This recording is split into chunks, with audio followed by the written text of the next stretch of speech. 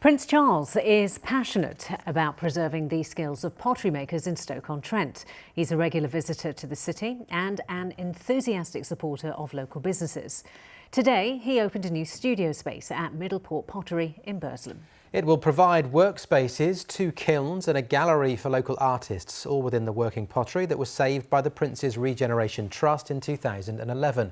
But as Callum Watkinson reports, the Trust has bigger plans for Burslem. A famous British industry rescued from destruction by the heroics of a prince. The fairy tale in Burslem in Stoke-on-Trent continued today as Prince Charles opened the latest phase in the redevelopment of Middleport Pottery.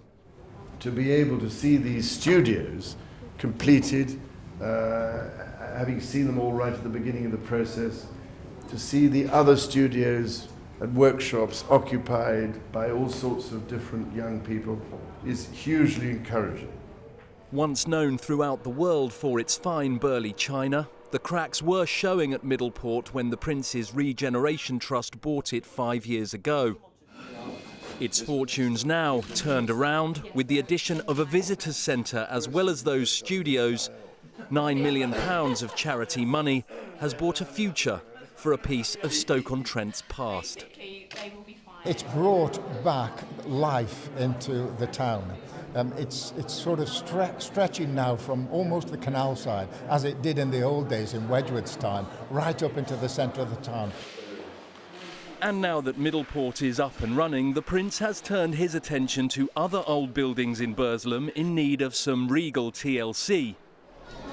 The next step for this royal patron of the potteries and his Regeneration Trust is a multi-million-pound refurbishment of the Wedgwood Institute, thought to be one of the most at-risk Victorian buildings in Britain.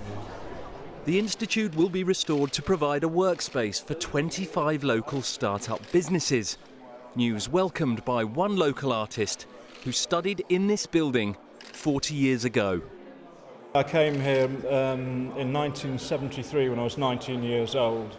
Burslem is the birthplace of British ceramics. It all started here with Wedgwood. He had a farm just 100 yards over there. And what's really important is that Stoke is still the centre of ceramics. And the ethos of these projects, both at Middleport and here, is to hold on to that heritage whilst driving the change that's needed to keep these buildings in use and standing.